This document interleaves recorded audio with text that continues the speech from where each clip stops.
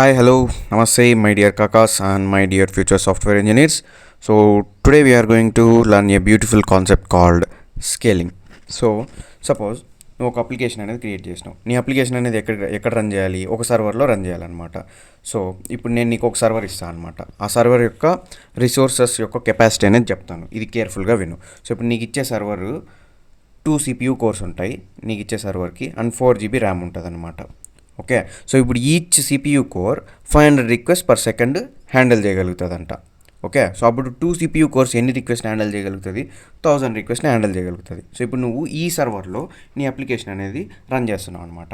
Okay, so ఇప్పుడు నీ అప్లికేషన్కి ఇప్పుడు 500 రిక్వెస్ట్ వచ్చిందనుకో, 500 రిక్వెస్ట్ని నీ CPU అనేది ఎగ్జిక్యూట్ చేయగలుగుతుంది. ఎందుకంటే దాని మ్యాక్సిమం కెపాసిటీ ఏంటంటే 1000 రిక్వెస్ట్ పర్ సెకండ్ ఎగ్జిక్యూట్ చేయగలుగుతుంది. కాబట్టి సో నీకు 500 రిక్వెస్ట్ పర్ సెకండ్ అనేది ఈజీగా ఎగ్జిక్యూట్ చేసేస్తుంది అనమాట. సో ఇప్పుడు నీకు 2000 రిక్వెస్ట్ పర్ సెకండ్ వచ్చిందనుకో, అప్పుడు నీకేంటి, నీ సర్వర్ అనేది 2000 రిక్వెస్ట్ పర్ సెకండ్ ఎగ్జిక్యూట్ అనేది చేయదనమాట.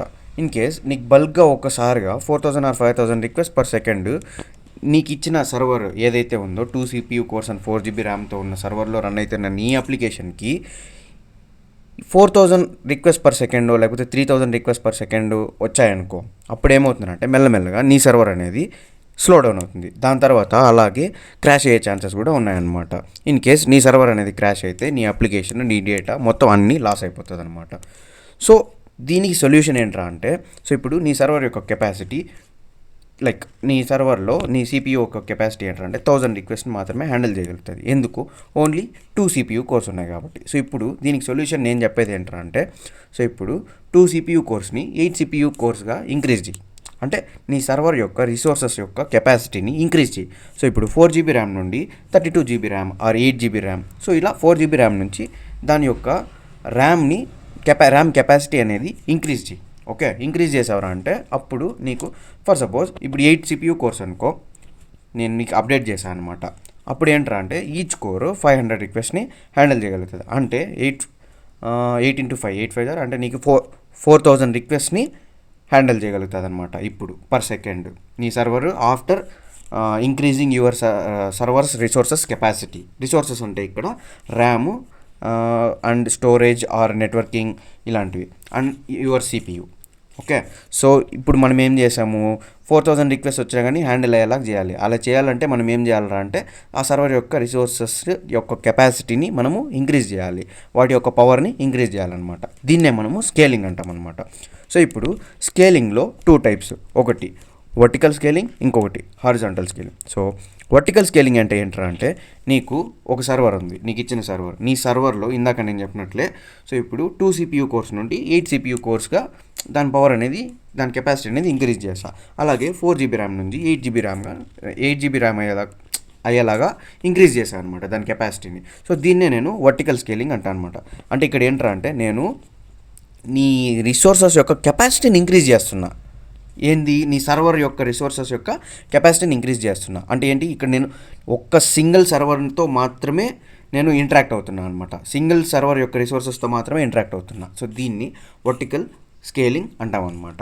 ఓకే, సో ఇప్పుడు హారిజాంటల్ స్కేలింగ్ అంటే ఏంటంటే ఇప్పుడు నేను నీకు ఒక సర్వర్ ఇచ్చా, ఏంటి 2 CPU course 4 GB RAM. Okay, ఇనిషియల్గా నీకు ఇచ్చిన సర్వరే ఇచ్చా, దాంట్లో నీ అప్లికేషన్ పెడుతున్నావు, రన్ చేస్తున్నావు. సో ఇప్పుడు సడన్గా నీకు 4000 రిక్వెస్ట్ వస్తాయి. అప్పుడు నువ్వు ఏంట్రా అంటే నువ్వు 4000 అంటే 8 సర్వర్స్ క్రియేట్ చేయాలన్నమాట. 8 ఆర్ లేకపోతే 4 సర్వర్స్ క్రియేట్ చేయాలి. ఒక సర్వర్ 1000 రిక్వెస్ట్ హ్యాండిల్ చేయగలుగుతుంది అనుకో, అప్పుడు నువ్వు 4 కంప్యూటర్స్.